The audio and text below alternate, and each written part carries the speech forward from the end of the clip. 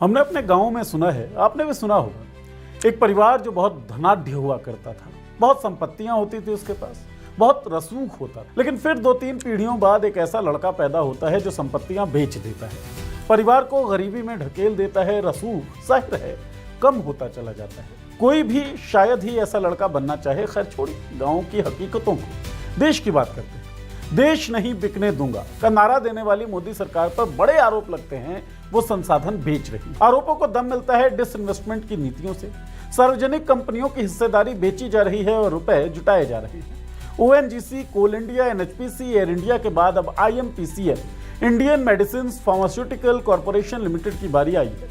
News that matters के इस video में समझिए कि सरकार किस लिए संपत्तियां बेच रही है।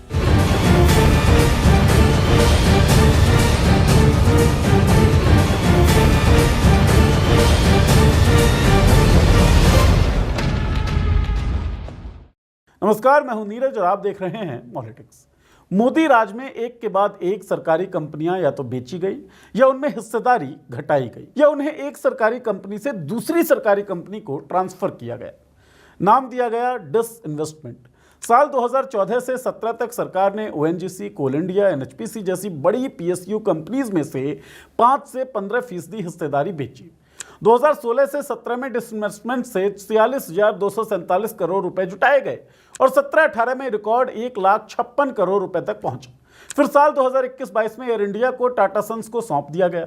इसके बाद टाटा ग्रुप ने 12,000 करोड़ रुपए में एक और सरकारी कंपनी खरीदी, नीलांचल इस्पात निगम लिमिटेड। इनके अलावा कई एयरपोर्ट्स को लीज पर दिया गया।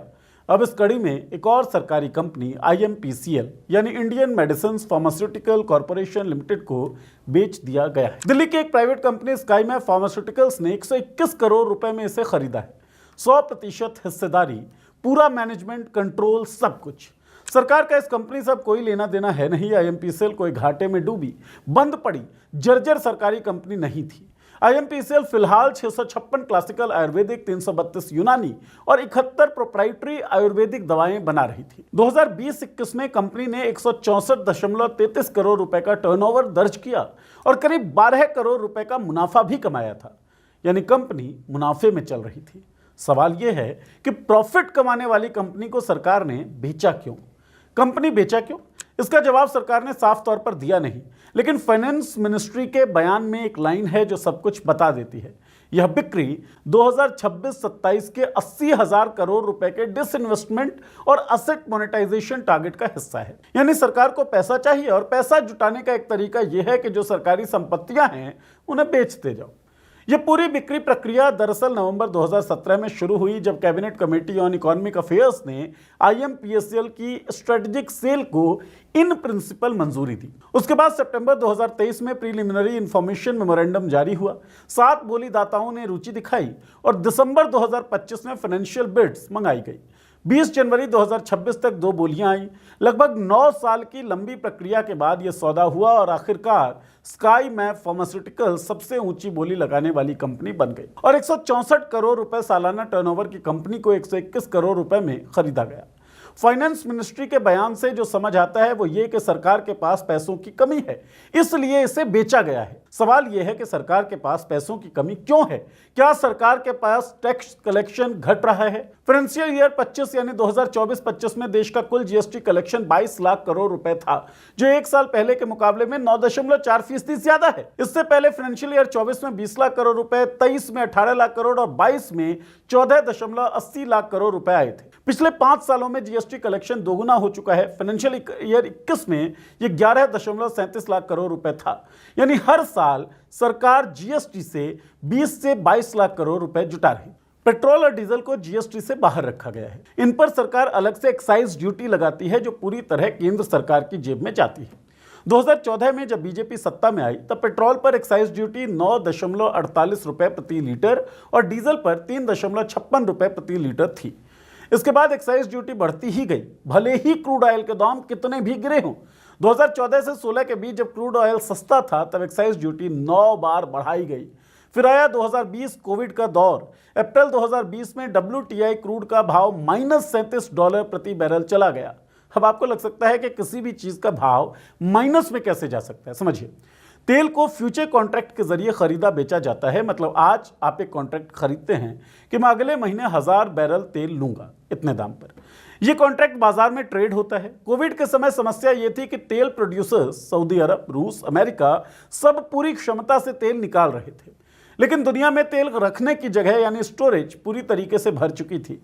कुशिंग, ओक्लाहोमा, जो अमेरिका का सबसे बड़ा तेल स्टोरेज हब है, वहां 1 बैरल की भी जगह नहीं बची थी। अब जिन लोगों ने फ्यूचर कॉन्ट्रैक्ट खरीद रखा था, कॉन्ट्रैक्ट की एक्सपायरी डेट आने वाली थी, मतलब उन्हें फिजिकली तेल लेना पड़ता, लेकिन रखते कहां? टैंकर नहीं, वेयर हाउसेज नहीं, कुछ नहीं। तो वो घबराकर अपना कॉन्ट्रैक्ट बेचने लगे किसी भी दाम पर। और जब सब एक साथ बेचने लगे तो दाम गिरते गिरते $-37.63 प्रति बैरल तक पहुंच गए। खैर, टॉपिक पर वापस आते हैं। क्रूड ऑयल के दाम माइनस में होने के कारण सरकार के पास मौका था कि पेट्रोल डीजल के दाम जमीन पर ला सकती थी, लेकिन उसने किया क्या? मार्च 2020 में पेट्रोल डीजल पर 3 रुपए प्रति लीटर और मई 2020 में पेट्रोल पर 10 और डीजल पर 13 रुपए प्रति लीटर एक्साइज ड्यूटी और बढ़ा दी। नतीजा ये हुआ कि 2014 में पेट्रोल पर एक्साइज ड्यूटी 9.48 रुपए प्रति लीटर से बढ़ते बढ़ते मई 2020 में रिकॉर्ड 32 रुपये 98 पैसे प्रति लीटर और डीजल पर 31.83 रुपए प्रति लीटर पहुंच गई। इसका सरकार की कमाई पर क्या असर पड़ा? वित्त मंत्री निर्मला सीतारमण ने खुद संसद में बताया कि सिर्फ 3 साल 18-19, 19-20 और 20-21 में पेट्रोल डीजल टैक्स से सरकार ने 8.02 लाख करोड़ रुपए कमाए, जिसमें अकेले फाइनेंशियल ईयर 21 में 3.71 लाख करोड़ रुपए थे।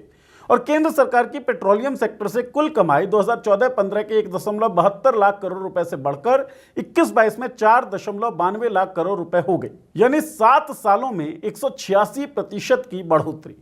तो सीधे शब्दों में कहें तो जीएसटी से सालाना 20 लाख करोड़ रुपए से ऊपर, पेट्रोलियम टैक्स से सालाना 3 से 5 लाख करोड़ रुपए, ये सब मिलाकर सरकार की डायरेक्ट टैक्स रेवेन्यू के अलावा अकेले इनडायरेक्ट टैक्सेस से हर साल 25 लाख करोड़ रुपए के आसपास आ रहे हैं। अब सवाल यह है कि जब इतना पैसा आ रहा है तो फिर भी क्यों सरकारी कंपनियां बेचनी पड़ रही हैं? इस सवाल का जवाब है देश पर बढ़ता हुआ कर्ज।